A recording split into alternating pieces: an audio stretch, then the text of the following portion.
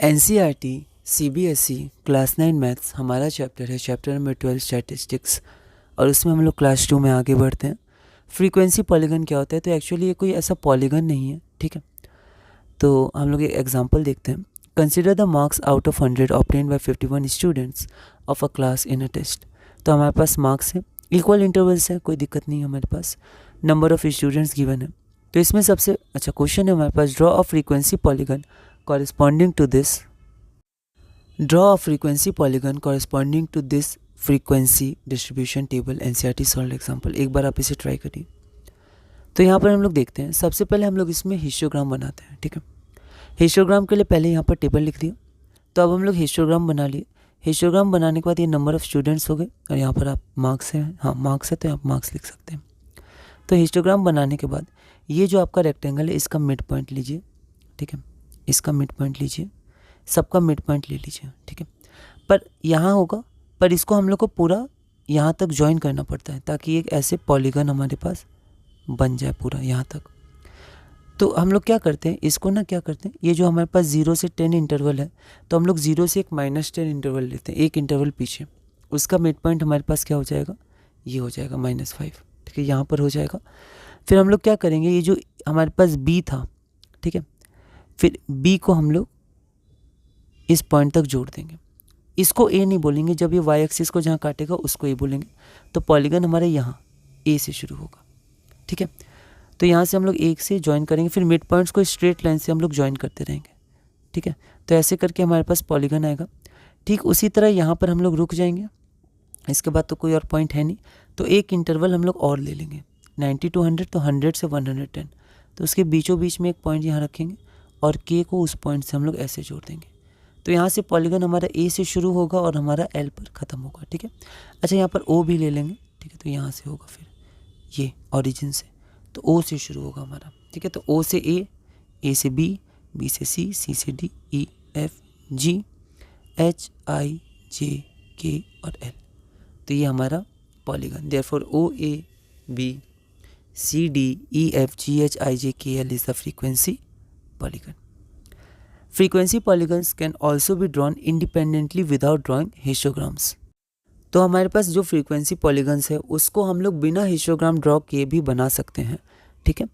We require the mid points of the class intervals. तो हमें क्या चाहिए, बस मिड पॉइंट चाहिए क्लास इंटरवल्स का जैसे 0 से 10 का मिड पॉइंट, तो 0 + 10/2, 10 से 20 का mid point 10 + 20/2। These mid points of the class intervals are called class marks. तो ये जो मिड पॉइंट्स होते हैं उनको हम लोग क्लास मार्क्स कहते हैं। और क्लास मार्क होता क्या है, upper limit plus lower limit divided by 2, ठीक है। तो यहाँ पर हम लोग एक क्वेश्चन और देखते हैं जिसमें हम लोग बिना हिस्टोग्राम के फ्रीक्वेंसी पॉलीगन ड्रॉ करेंगे।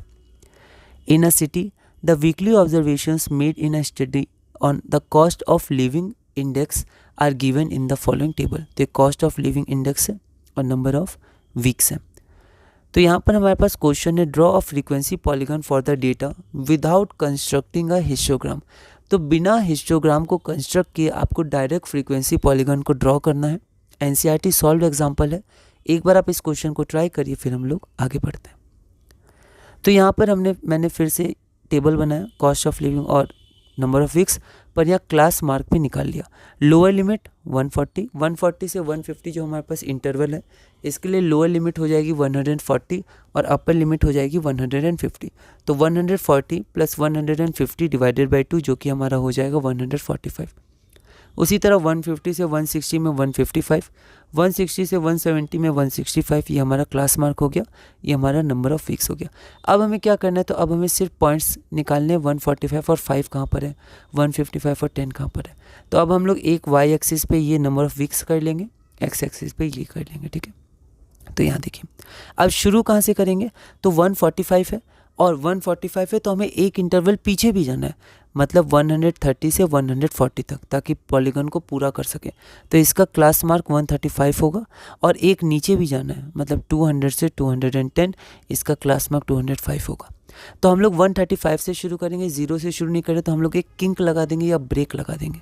तो यहाँ देखिए, एक यहाँ पर किंक या ब्रेक लगा दिया। फिर 135 से शुरू किए, एक्स एक्सिस पे 1 यूनिट को हम 5 मान सकते हैं, ठीक है। तो 5 का वहाँ पर गैप है, ठीक है। तो यहाँ पर 135 से 145 अच्छा यहाँ 10 का गैप है, सॉरी 10 से हमने डिनोट किया, तो 135 से 145 155 आप देख सकते हैं, हम यहाँ 10 का गैप आ रहा है, ठीक है। तो यहाँ पर 10 का हमने गैप रखा है, 215 तक रखा है, वैसे हमें 205 तक ही चाहिए था। 195 के बाद जो पॉलीगन पूरा करने के लिए जो हमारे पास अगला क्लास मार्क होगा। अब यहाँ पर हम लोग वाई एक्सिस पे नंबर ऑफ़ वीक्स, तो यहाँ पर मैक्सिमम 20 है, तो 2 का इंटरवल हम लोग ले सकते हैं, 2 से 20, ठीक है। तो यहाँ पर अब देखिए ये आपका 135 क्या है, तो 130 से 140 का क्लास मार्क, और उसका फ्रीक्वेंसी हम लोग 0 लेते हैं, कुछ दिया नहीं तो 0 लेते हैं। यहाँ भी जो हमारा क्लास मार्क है, यहाँ पर हमारा क्लास मार्क 205 हो जाएगा, इंटरवल हो जाएगा, एक इंटरवल अधिक लेंगे 200 से 210, तो क्लास मार्क 205 और 0 फ्रीक्वेंसी, ठीक है। अब यहाँ पर हम लोग देखते हैं, तो यहाँ पर इसका तो 0 हो जाएगा। 145 के लिए फ्रीक्वेंसी क्या था, 5 था, तो देखिए यहाँ 5 इन दोनों के बीच में, तो ये 5 हो गया।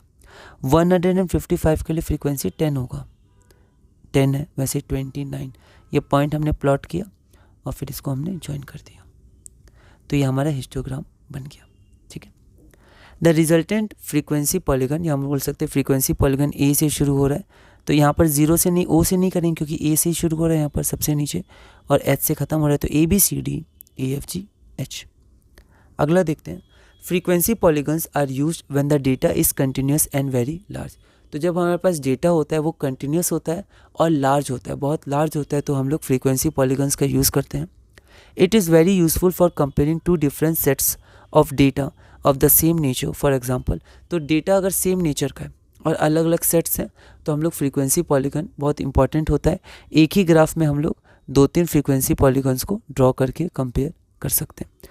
It is very useful for comparing to different sets of data of the same nature, nature का सेम है। For example, comparing the performance of 2 different sections of the same class. तो अब हमारे पास बस क्वेश्चंस हैं, तो इसी के साथ हमने क्लास 9 का ब्रीफ में पूरा बुक देखा, क्या क्या हमारे पास चैप्टर्स हैं, क्या क्या हमें पढ़ना है। अब हम लोग सिर्फ क्वेश्चंस करेंगे इसमें, और इसी तरह और भी क्वेश्चंस करेंगे, और धीरे धीरे अपने क्लास 9 मैथ्स CBSE NCERT में आगे बढ़ेंगे।